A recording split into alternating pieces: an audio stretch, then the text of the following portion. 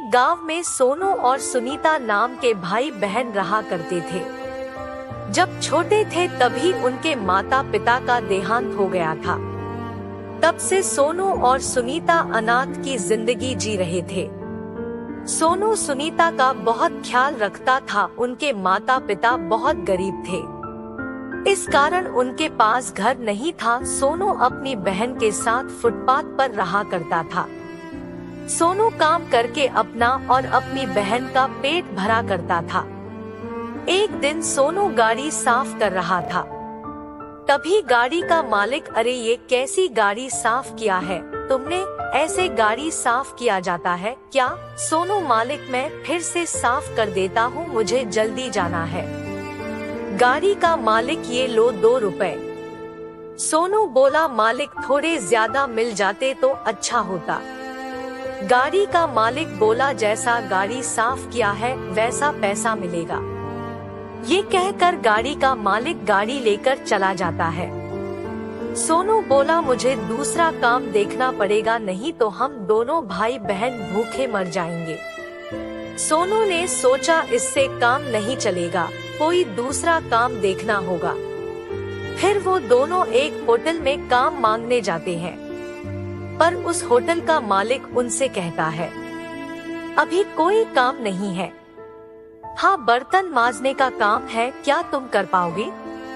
और वो दोनों 20 रुपए में वो काम करने के लिए राजी हो जाते हैं। काम खत्म होने पर होटल का मालिक उसे 20 रुपए देकर कहता है कि उस होटल में बहुत सारा भोजन बच गया है, क्या तुम लोग खाओगे? वो दोनों राजी हो जाते हैं। सोनू और सुनीता बड़े प्यार से भोजन करते हैं और होटल के मालिक को धन्यवाद देकर चले जाते हैं। फिर रास्ते में एक आदमी मिलता है। वो कहता है कि ये सामान स्टेशन तक पहुंचाना है, क्या तुम लोग कर पाओगे? सोनू तुरंत तैयार हो जाता है। सुनीता वही फुटपाथ पर सोनू के आने का इंतजार करती है और सोनू सामान स्टेशन तक पहुंचाता है। तब तक दोपहर हो जाती है और सामान का मालिक उसे पैसे दे देता है। स्टेशन पर 2 कपल दिखाई देते हैं और उनके पास एक छोटी बच्ची थी। वो कुछ खाने के लिए जिद कर रही थी। औरत बच्ची की जिद पूरा करने के लिए उसे चिप्स खरीद कर देती है और उस बच्ची के हाथ में जो रोटी थी उसे फेंक देती है। सोनू बोला, जिसे भूख लगी है भगवान उसे नहीं देता और जिसके पास सब कुछ है उसे उसकी कदर नहीं होती। ऐसा सोचकर सोनू वहाँ से चला जाता है। तभी सोनू को उसकी बहन की याद आती है और वह उसके लिए कुछ खाने की चीजें खरीदने लगता है और सोनू सामान खरीद कर चल पड़ता है। तभी एक गाड़ी बहुत तेज उस रास्ते से आती है और सोनू से टकरा जाती है। सोनू बेहोश हो जाता है। जब उसे होश आती है तो वो हॉस्पिटल में होता है और उसके सामने सूरज नाम का आदमी खड़ा मिलता है।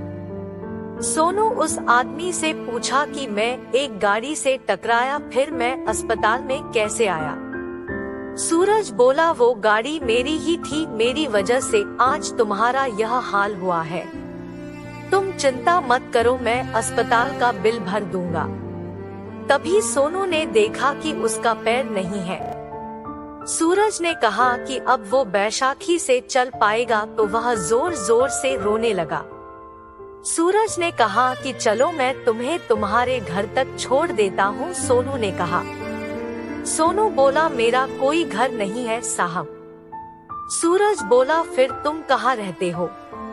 सोनू बोला, हम तो फुटपाथ पर रहते हैं साहब। सूरज कहा, अच्छा चलो मैं तुम्हें तुम्हारी बहन के पास छोड़ देता हूँ। सोनू अपनी बहन के पास चला जाता है। सोनू को पता था कि उसकी बहन कहाँ होगी।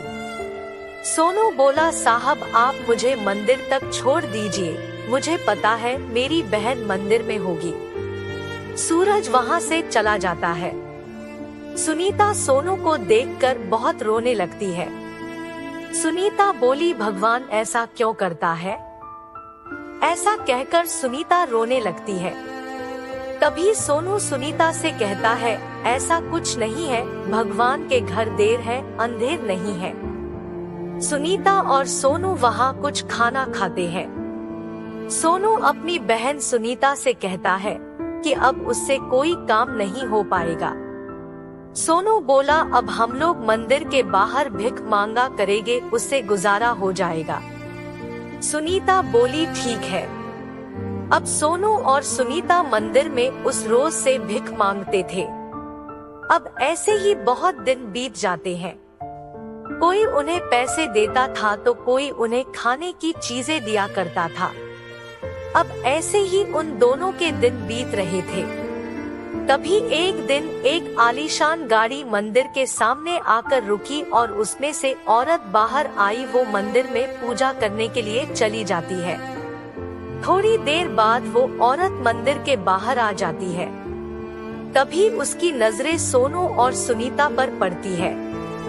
उन्हें देखकर वो अपने बैग में से रोटी निकालकर उनके सामने फेंकती है। तभी सुनीता गुस्से में उस औरत से कहती है। सुनीता बोली, मैडम आपको रोटी देनी है तो हाथ में दो, ऐसे फेंको मत। ऐसे फेंकने से रोटी खाने के लायक नहीं रहेगी। औरत बोली, मुझे मत सिखाओ कि मुझे क्या करना है क्या नहीं। मुझे लगा कि मैं हाथ में दूंगी या फेंक दूंगी। सुनीता बोली, मैडम जी इतना घमंड अच्छा नहीं। औरत बोली, तू मुझे समझाएगी कि मुझे कितना घमंड है, रुक मैं अभी बताती हूँ, तू इतनी सी है। ऐसा कहकर वो औरत सुनीता को मारने लगी और बहुत जोर जोर से मारने लगी। तभी सोनू बीच में आकर कहता है, मैडम सुनीता को मत मारिए, इसके तरफ से मैं माफी मांगता हूँ। आपने रोटी जमीन पर फेंका इसलिए सुनीता आपसे यह बात कही। इसमें सुनीता की कोई गलती नहीं है। औरत बोली, तुम समझदार लगते हो।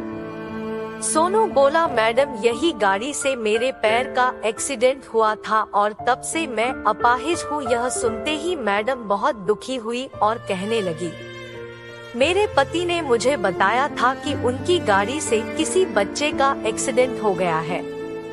अच्छा वो तुम ही हो। मुझे क्षमा कर दो, मैं तुम लोगों के ऊपर बहुत गलत व्यवहार किया। हमारी कोई औलाद नहीं है और मेरे पति को तुम्हारे पैर के कट जाने का गम इतना सताया कि वह इस दुख को सहन नहीं कर पाए और इस दुनिया से चल बसे। उन्होंने तुम्हें ढूंढने की काफी कोशिश की लेकिन तुम नहीं मिले। उन्होंने मुझसे वादा लिया था कि अगर तुम कभी मिले तो उनको अपने बच्चों की तरह अपने पास ही रखना। तुम दोनों मेरे साथ मेरे घर चलो। वो दोनों उनके साथ जाने के लिए तैयार हो गए। अब वो दोनों उस घर में बहुत खुशी खुशी रहते हैं। वो औरत भी उन्हें अपने बच्चों की तरह पाला करती है। वो दोनों वहाँ बहुत खुश है। गरीब का भूख बहुत अलग होती है, ऐसे ही अमीर लोगों की भूख अलग होती है। उनके पर्याप्त भोजन होने के कारण वो फेंक देते हैं, मगर गरीब को भूख लगे तो उन्हें खाने के लिए 2 वक्त की रोटी भी नहीं मिलती। इसी वजह से गरीब और अमीर लोगों की भूख अलग अलग होती है। इस कहानी से हमें यह सीख मिलती है कि गरीब होने के कारण उन्हें कष्ट नहीं देना चाहिए। गरीबों की हमेशा सहायता करनी चाहिए। दोस्तों, अगर हमारी कहानी आपको अच्छी लगी हो तो हमारे चैनल को सब्सक्राइब करें और बेल आइकन को जरूर दबाएं और कमेंट करके बताएं हमारी कहानी आपको कैसी लगी। तो दोस्तों, हम आपके लिए ऐसी ही कहानियां आगे लाते रहेंगे।